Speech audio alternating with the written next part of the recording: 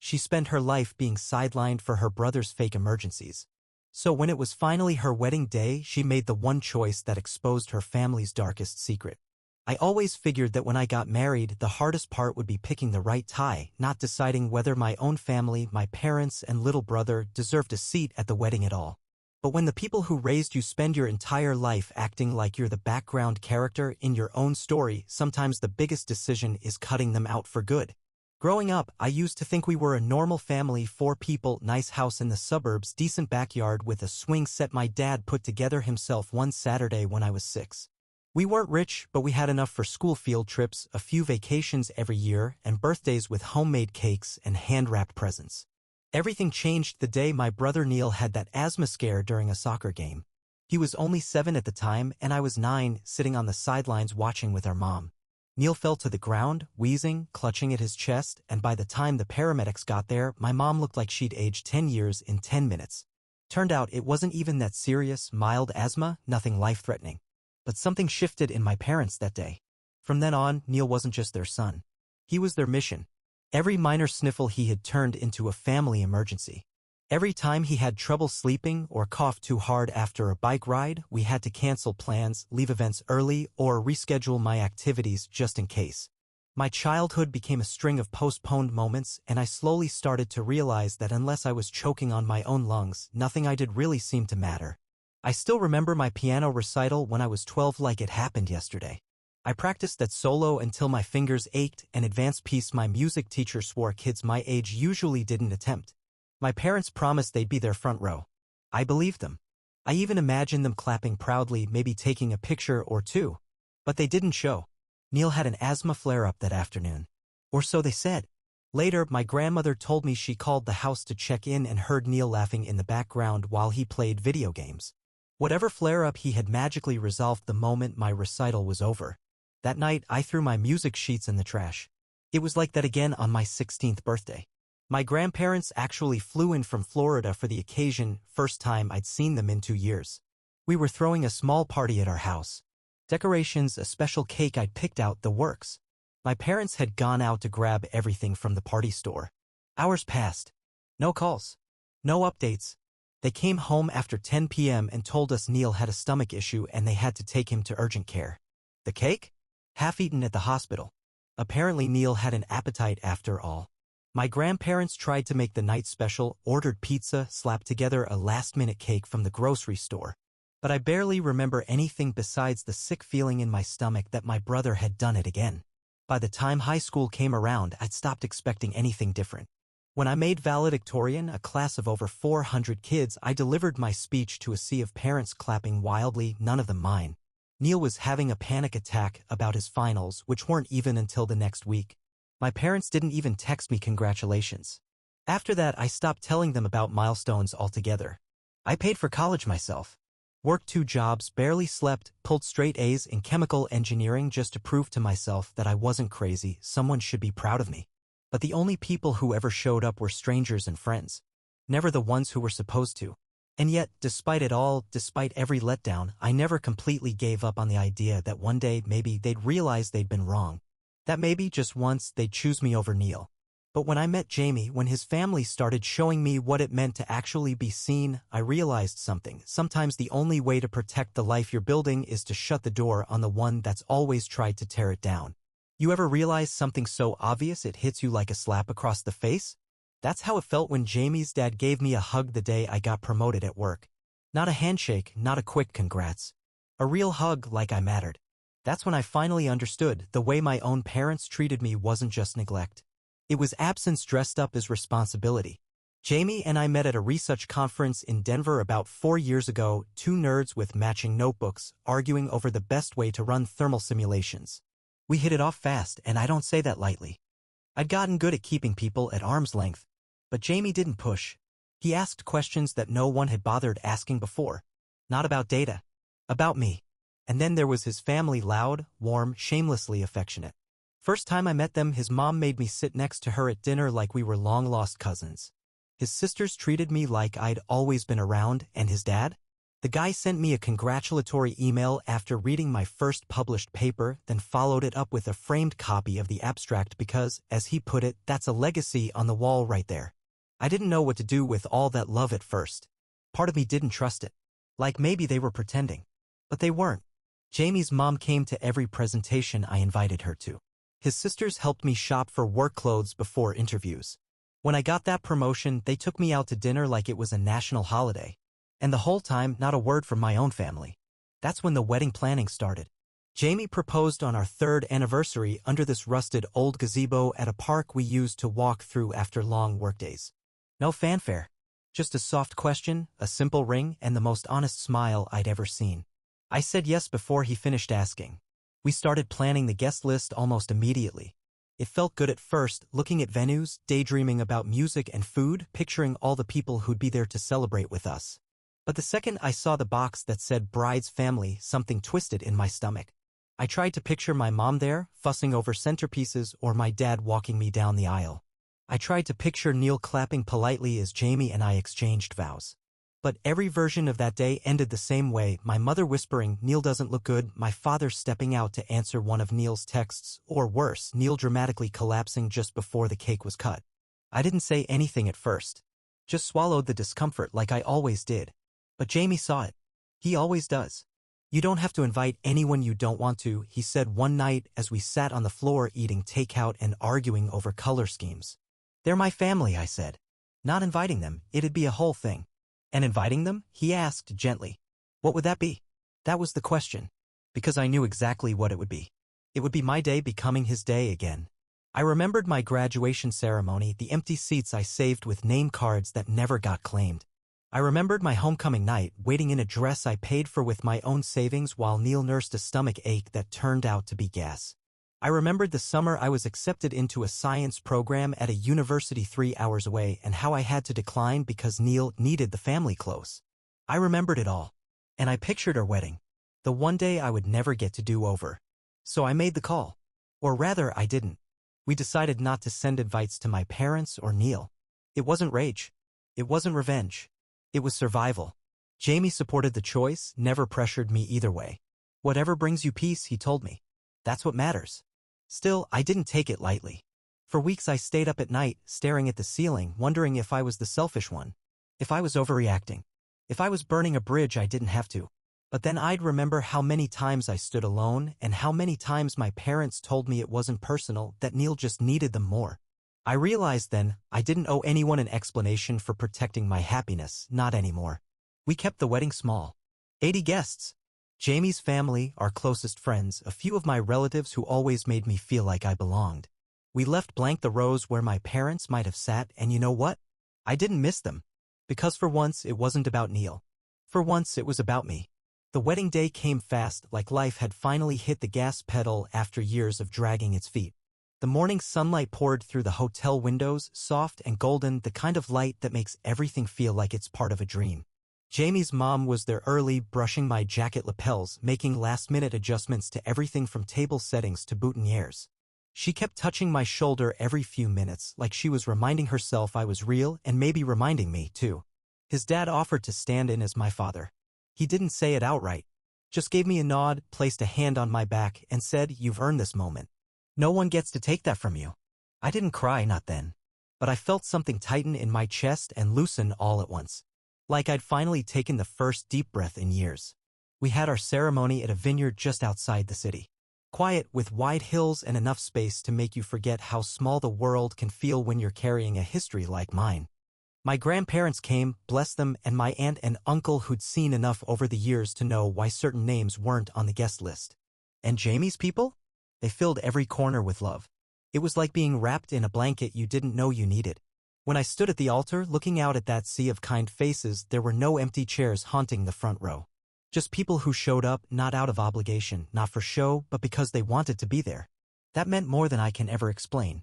I saw my cousin Kay during the reception, dancing with her husband, holding a champagne flute and giving me a smile that said she understood everything without needing a word.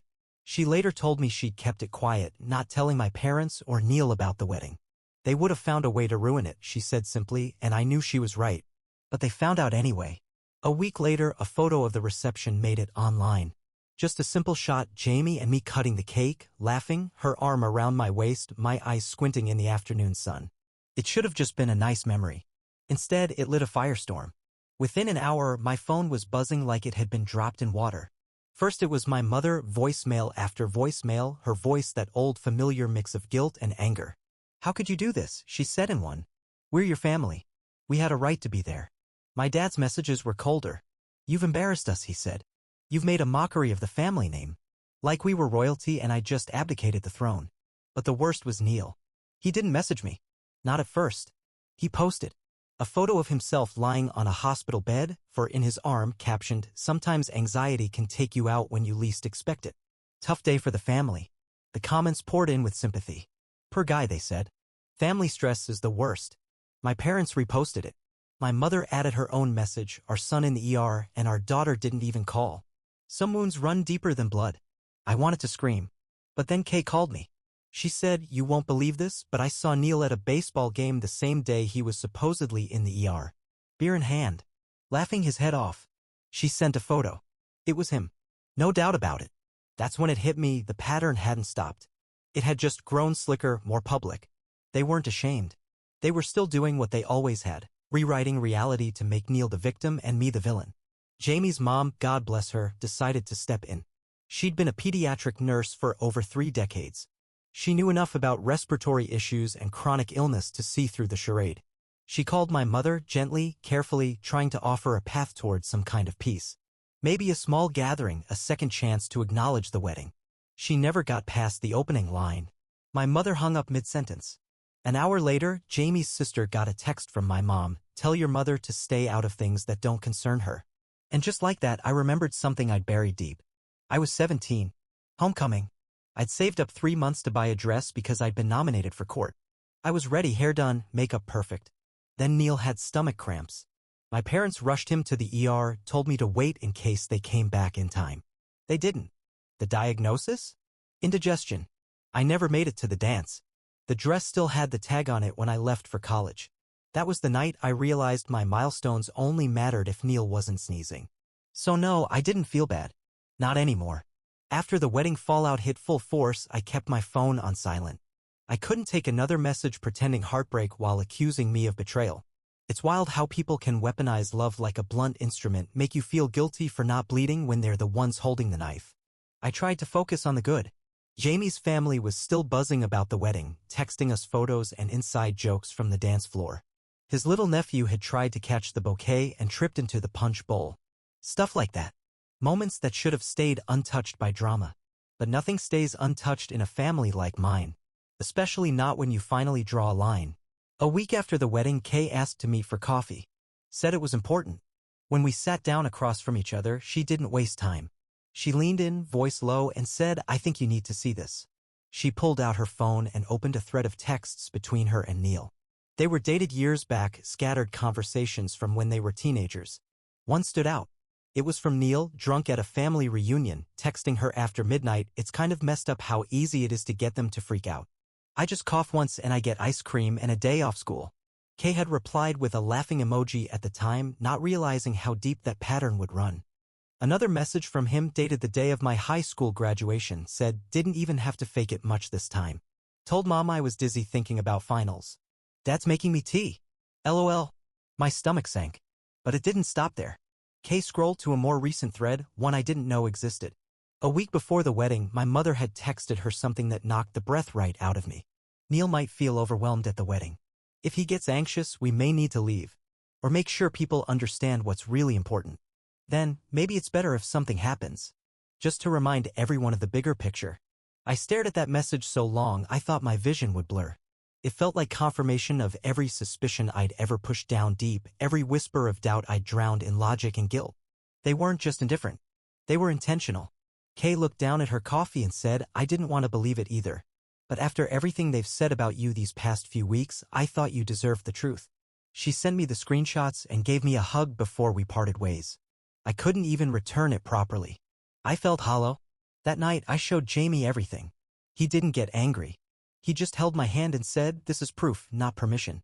Proof that you're not crazy. And permission to let go without guilt." It was the first time I let myself cry, not just because of the wedding or the texts or the years of being invisible. I cried because for the first time, someone was telling me I didn't need to keep chasing people who never turned around to see if I was following. The days that followed were quiet. I didn't return messages from my parents. Neil was radio silent too, not that I expected otherwise. But the silence wasn't peace. It was pressure waiting to break. And it did. Aunt Lisa, my mom's older sister, called out of the blue. She's never been one to meddle, but I could hear the uncertainty in her voice before she even said hello. "I owe you an apology," she said. I blinked. For what? For staying quiet. She told me how she'd always noticed the way my parents favored Neil, how my mother made every gathering about his asthma, his allergies, his panic attacks. How during one reunion I tried to tell the family about a big promotion at work and Mom had immediately cut in with news about Neil getting a job stocking shelves. I just thought, maybe that's how your mom copes, Aunt Lisa said. But after the wedding drama and now these messages Kay showed me, I can't unsee it anymore. That meant something. Not everything, but something. Meanwhile, Jamie's parents planned a second dinner for the family, one that included everyone who had supported us, especially those who couldn't make it to the wedding. His dad stood up and gave a toast. Not just a typical to love and happiness kind of toast. He listed my accomplishments. He talked about my GPA, my work ethic, my research, and my resilience. He even quoted a line from my first paper. Said it reminded him of how I carry myself through life, measured, thoughtful, but unyielding. I wasn't prepared for that. For someone to see me like that. The tears came again, softer this time, but honest.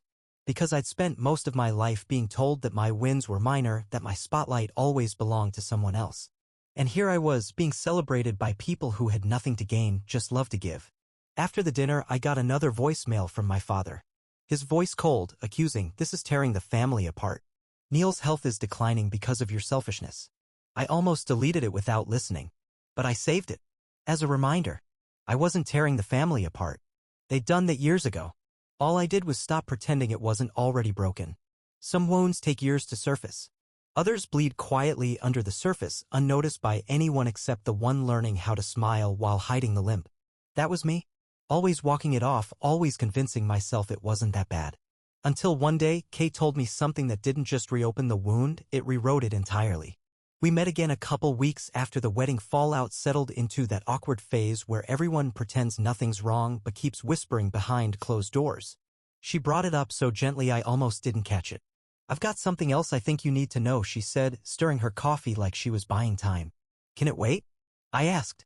I've been trying to hold on to a shred of peace. She shook her head. "No, it can't."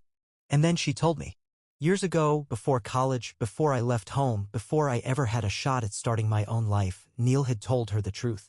They were both teenagers and he'd had one too many beers at a family barbecue. He leaned in and said he used to fake symptoms just to get attention. It started small, coughing when he didn't want to do chores. Then he realized if he timed it right, he could derail my birthdays, my events, even full weekends. He said it became a game. Kay remembered the words exactly. If I said my chest hurt or I felt dizzy, they'd drop everything. It was like flipping a switch. She hadn't told me before. Didn't want to get between us. But now that the fallout from the wedding was turning into something worse, she felt I needed to know. I didn't even respond right away. I just sat there, stunned. But what came next hit even harder. She showed me texts from my mom to her. From before the wedding. One message read, "I'm worried Neil might feel overwhelmed that day. We'll have to be ready in case he needs extra support. Maybe even something to make people focus on what matters." Then another. "We can't let her day turn into a pity party for herself. It's a family event, not a show about her." I felt the floor tilt. It was one thing to suspect sabotage. Another thing entirely to see it written out like a blueprint for emotional manipulation. They hadn't just neglected me. They planned to pull focus, to ruin the one day I had fought for, scraped together, and protected from their shadow. I forwarded the screenshots to Jamie. He called me within seconds. "Do you want me to call your parents?" he asked. "Because I will." I told him no, not yet. Instead, I sent a single message to my parents. "I know what you tried to do. Don't ever contact me again." I thought that would be the end of it. It wasn't. My phone rang a week later, an unfamiliar number. I almost didn't pick up. but something in me said I should. It was Neil. For a second, I didn't say a word. I just listened to him breathe on the other end like he was building the courage to talk. "Hey," he finally said. I need to say something." There was no fire in his voice, no arrogance, just this broken, quiet tone I didn't recognize. "I messed up," he said. "Not just recently. For years. I know I did." I stayed quiet. "I've been in therapy. At first it was just for anxiety. But it's made me realize some stuff. A lot of stuff." He admitted it. All of it. He faked symptoms, lied about attacks, made up stories about needing support. And he did it because it was the only time our parents looked at him like he mattered. It started as a way to avoid school or get out of stuff he didn't want to do. But when he saw how our parents reacted, it became his way of feeling important. And the worst part? He knew, deep down, what it was doing to me. "I saw how they ignored your wins," he said. "And I didn't stop. Sometimes I even timed things. Because I didn't want to be left out." He apologized. Not just for the lies, but for not speaking up sooner. For letting me carry the weight alone. For being part of the reason I had to plan a wedding in secret. I didn't know what to say. My brain was racing, trying to process the truth I'd always suspected, but never fully believed I'd hear from him. "Why now?" I finally asked. "Because Kay showed me the messages Mom sent. About ruining your wedding. And it made me sick." Apparently, after the fallout, he'd stayed with our parents for a few days. While he was there, he left his laptop open. They saw an email chain between him and his therapist. They confronted him. And when he didn't back down, they told him they'd cut off his financial support if he sided with me. "I've been living in an apartment they pay for," he admitted. "Driving a car they bought.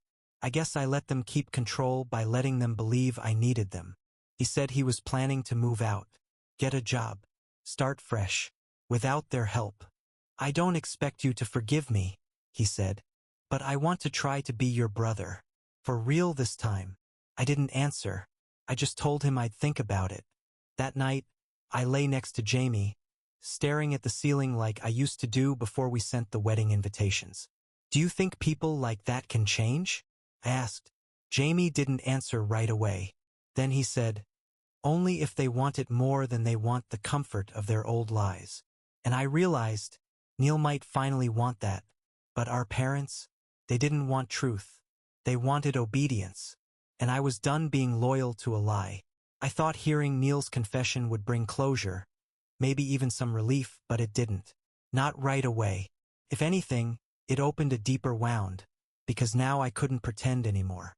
I couldn't tell myself they just didn't know better, or that maybe they were trying their best. They knew. They all knew. And they chose him anyway.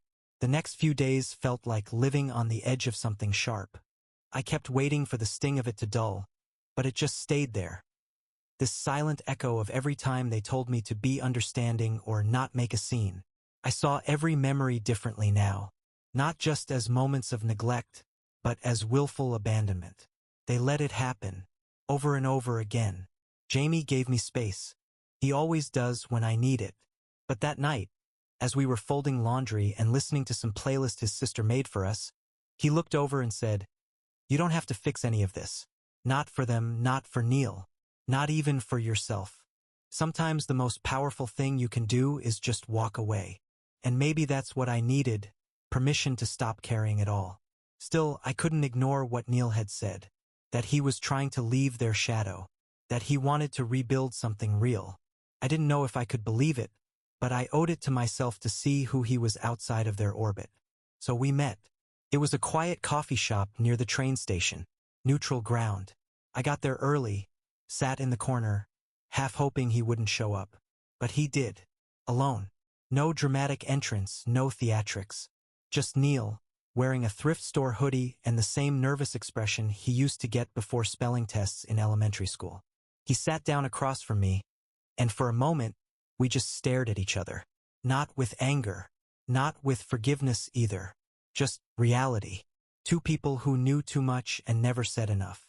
"I've got a job interview next week," he said, breaking the silence. "Real job. Full-time. Not something Mom set up for me." I nodded. I've been looking for apartments, too. Somewhere small. Cheap. Just mine. Still, I said nothing.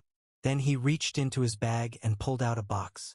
I found this in the attic, he said. Figured you should have it. I opened it slowly. It was my homecoming dress. The one I never got to wear. The tag still dangled from the collar. I didn't know they kept it, I whispered, fingers trembling. They didn't, he said. They forgot about it. I remembered. After the wedding stuff, I went looking for anything of yours. And there it was, in a box labeled miscellaneous.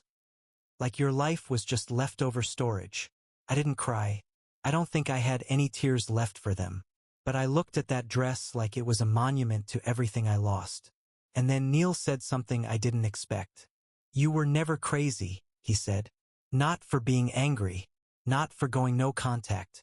Not for leaving them off the guest list. You were surviving. For a second, I saw the brother I could have had. The one who watched my back instead of stealing my spotlight. Maybe that person was real now. Or maybe this was just another performance.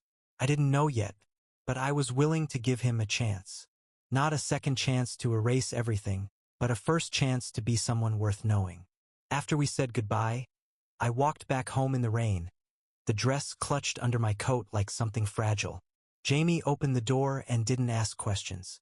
He just saw my face and pulled me into his arms. Later that night, I got a voicemail from my father.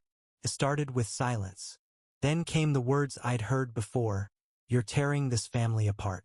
But this time I didn't let it hurt, because now I knew I wasn't tearing it apart. I was refusing to keep taping it together.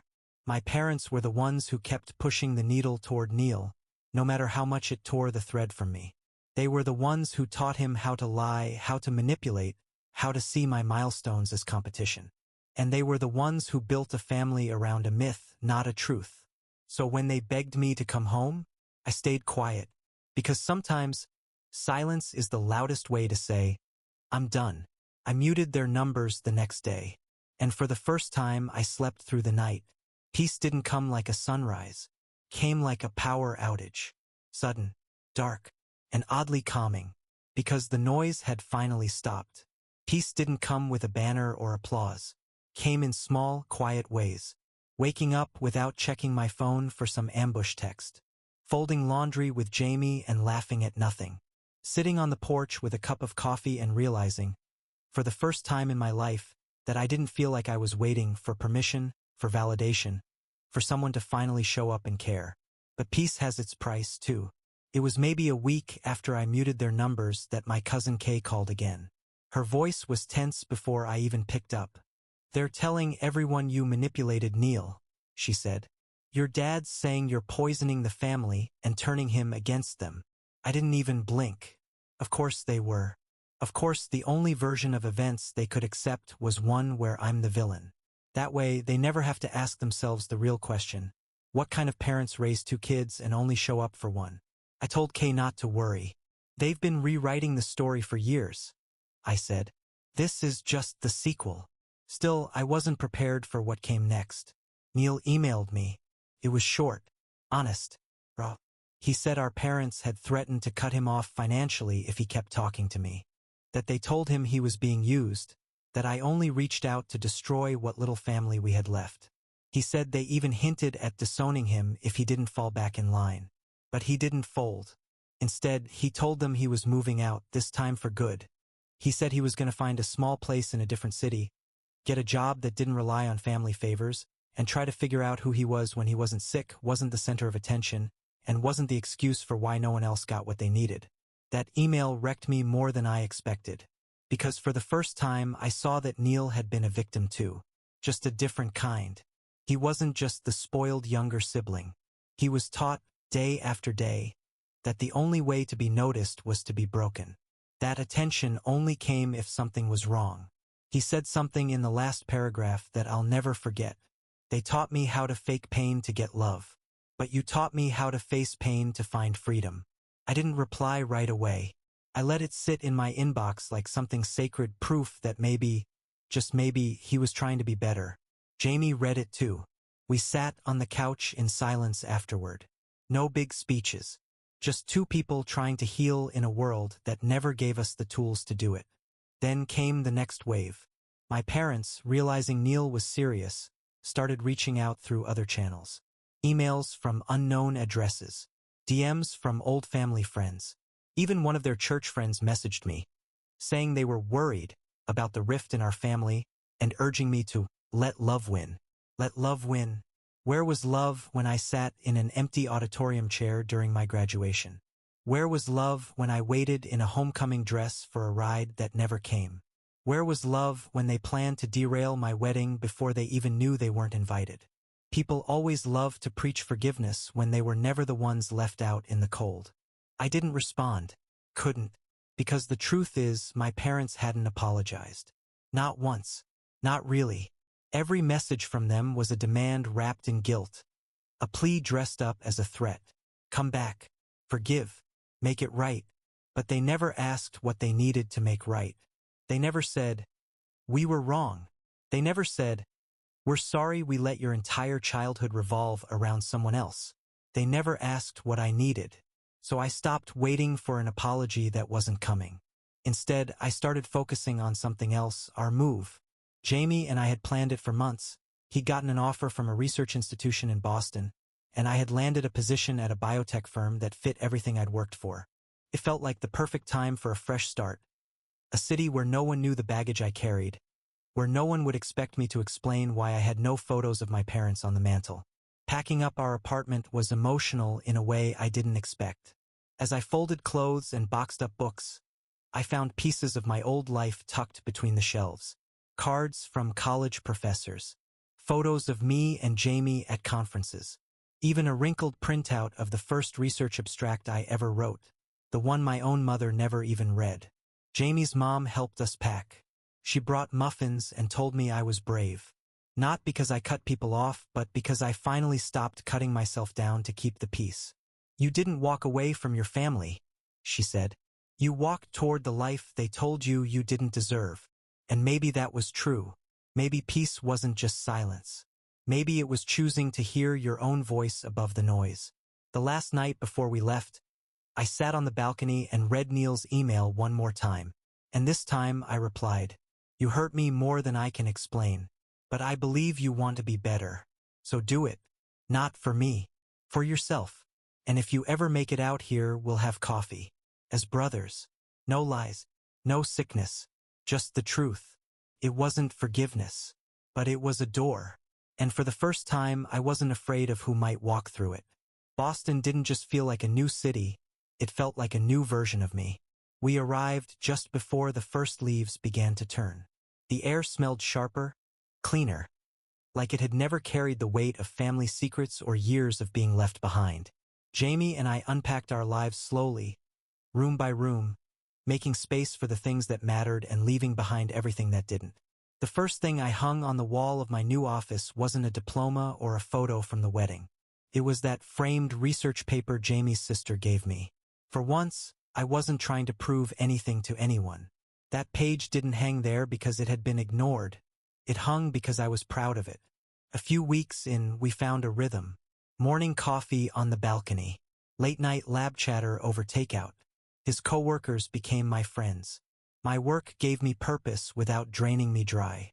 I started sleeping through the night again. The noise from back home? It felt like a distant hum now. A storm I'd survived long past. Then, one quiet afternoon, Neil called. I hadn't saved his number, but I knew it was him the second I saw the area code. My fingers hovered over decline for a second too long. But I answered. "Hey," he said. "I'm here." "Here where?" "In Boston. Thought I'd give it a try, like I said. Got an apartment over in Somerville. I start work next week." I couldn't tell if my heart dropped or lifted. Maybe both. He didn't ask to meet. Didn't push. Just said he was around. That he understood if I wasn't ready. That he hoped someday I might be. And I believed him. That was the strangest part. After years of being manipulated, gaslit, sidelined, I believed him. I told him I was glad he came. Told him to take it slow. Told him we'd get coffee sometime when it felt right. But while one door creaked open, another slammed shut. Because 2 days later, I got a letter from my parents. A real letter. Handwritten. My mother's perfect script on expensive stationery. It started with, "We just want to make peace." And by paragraph 2 it was back to the same old rhythm: guilt, manipulation, martyrdom. They said Neil was confused, that he'd been brainwashed, that I'd stolen their son and turned him against them. They said I owed them an apology for excluding them, for humiliating them, for abandoning them. But the line that got me the most? Family doesn't give up on each other. And I almost laughed. Because they had. Over and over. Every time they left an empty seat in the front row. Every time they let Neil's cough cancel my concert. Every time they looked at me like a stranger because I didn't make them feel needed the way he did. So I didn't write back. Didn't call. Didn't rage or cry or throw the letter away. I just folded it neatly, slid it into the back of a drawer, and closed it. Not as a keepsake. As a gravestone. Because sometimes you don't get the apology. You don't get the neat ending, the big confrontation, the tears on the doorstep. Sometimes all you get is the decision. To stop showing up for people who never showed up for you. To stop being the glue that holds a cracked family portrait together. To stop bleeding for those who never even noticed the wound. So that's what I did. And in that quiet, in that stillness, something else happened. I started feeling free. Not healed. Not fixed. Not magically whole. But free. Free to be loved without strings. Free to grow without apology. Free to be someone's first choice, not their afterthought. Neil texted me last week. He'd finished his first week at work.